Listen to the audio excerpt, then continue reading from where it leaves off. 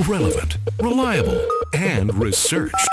This is Experts on Call, the show focused on delivering leading-edge news and information on today's most beneficial products and services. This is Experts on Call on AM 650.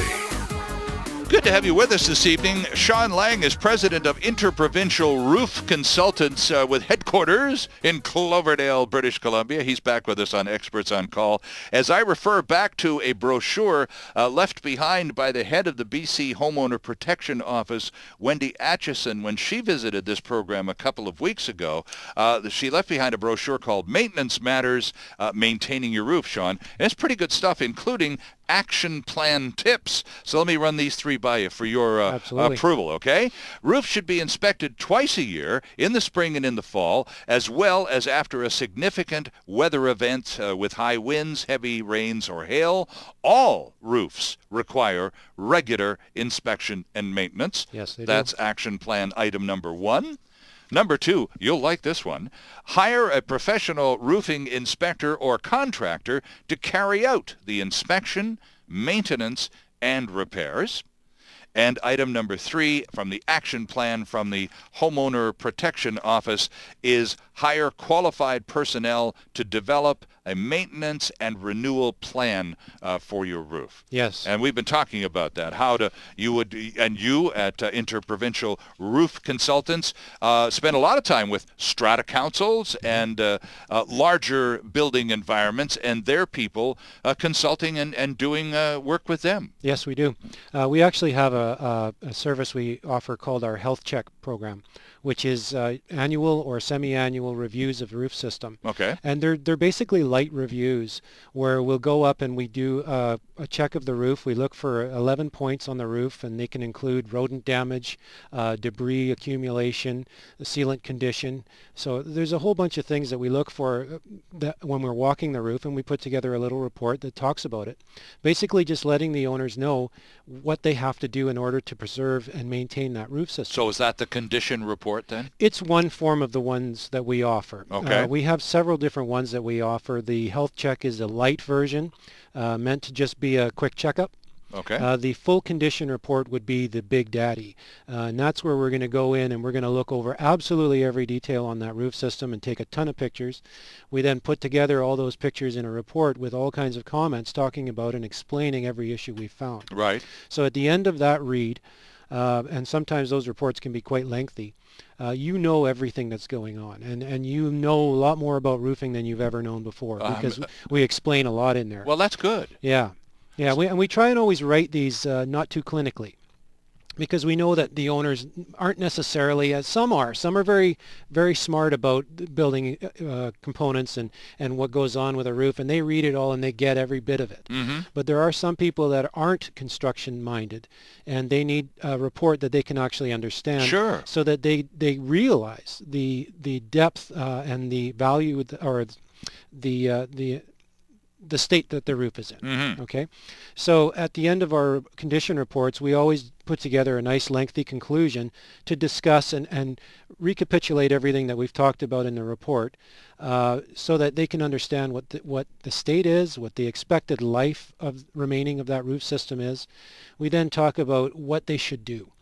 And in the case of a roof system that has, let's say, 5 or more years left, or five or more years left of remaining life, Mm-hmm. we'll talk about maintenance and what they can do to preserve that and extend that life. So if we're saying a roof can last another 10 years easy. Okay. This is on either an apartment building or a single-family home. Anything. Okay. Commercial building. Sure. Okay. Gotcha. We can look at any type of roof on any type of building and put together a report like this, and basically tell them what they should do every year, or semi-annually if that's the case. And if there's a lot of landscaping and trees around a building, you will need to go up semi-annually. Mm-hmm. Because there's going to be a lot of debris landing on the roof. Sure. If you have a lot of traffic on the roof, for instance, tenants in a building that frequent the roof because there's decks built on top of the roof system. Okay, sure. And they throw a lot of stuff, or they're doing a lot of barbecuing and paper cups are flying all over the place. Mm-hmm. Those paper cups can clog a roof drain. So they'll just kind of blow around on the roof until they find a drain that doesn't have a strainer on it. They'll plop in there, and then you've got a problem because now the roof's holding water. Mm-hmm. And on a flat roof, that's bad. in the sense that the weight load of a large accumulation of water can cause structural issues. Minor water, not a big deal.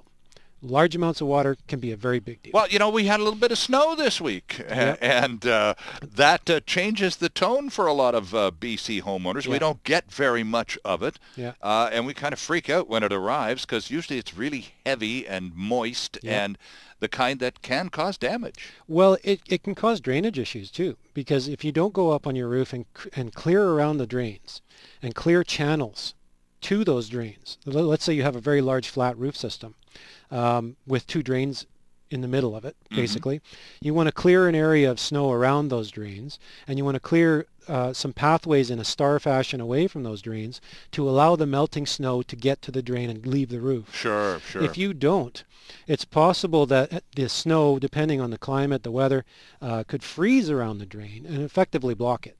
So now other areas where, let's say you have a vent that's expelling heat onto the roof, it melts the snow, creates water, that water needs to go somewhere, and all of a sudden you've got a roof that's holding this slushy mess of water. And that's a lot of weight. And if there's problems with your roof membrane, let's say there's holes in it up higher than the normal water level, you might get water in your roof, in your building. Interesting. So this would all be noted in a condition report. So we have a flat roof here at the radio station. Yeah. And in fact, this is a really funny story. When Sean was a youngin' back in the roofing business, he actually worked on our building. Yeah. When you were just a kid breaking in. Yeah. With all the tar and all that stuff. So that's so the roof in this building, and these tar and gravel flat roofs in these warehouse districts can retain a lot of water. Yeah, I don't know if it's still tar and gravel up there, but it was when I was here. So if the landlords of this complex had called for you and you came in and you were going to do this inspection and produce a condition report because they want to know where they're at with respect to, are we okay? Are we going to need some repairs? Do we need little spots, or we need the whole? You'll prepare a full condition report, and at the end of it, you will have recommendations in the summary as to what you think should be the next step. Exactly. Yeah, we'll give them the recommendations that they need going forward. If the roof is not in good condition, if we're suspecting that it'll give up entirely, and no roof actually just fails and all of a sudden the whole building's exposed. Very rarely. Yeah. But what happens is that the frequency and the volume of the leakage increases. So you may have been only getting one leak a year, and it may have been in an area of the building you don't really care about, so it wasn't a big deal. But now all of a sudden you're getting 4 or 5 or 6 a year.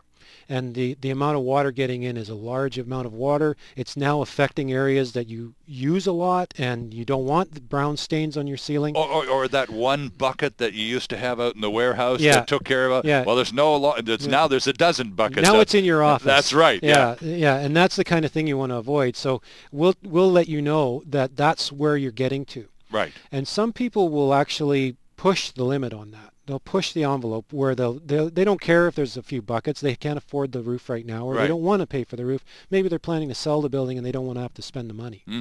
But they're just going to experience a lot more problems, and the cost will go up because there's certain, depending on the type of roof system, there may be certain components. For instance, if the insulation layer is in good shape, you might be able to save that and not have to replace that when you replace the roof membrane.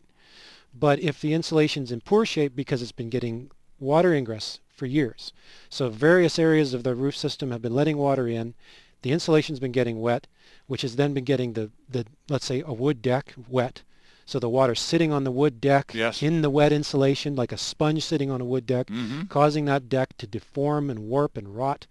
Now you've got a lot more to pay for, because now you have to replace all that insulation.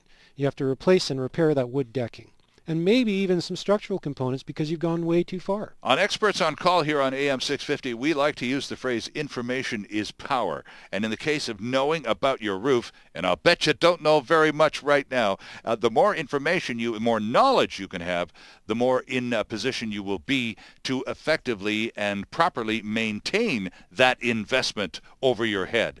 Our guest is Sean Lang, president of Inter-Provincial Roof Consultants, here on Experts on Call, and we'll be back with more right after this. Delivering relevant and beneficial consumer information. This is Experts on Call, and there's more still ahead on AM 650.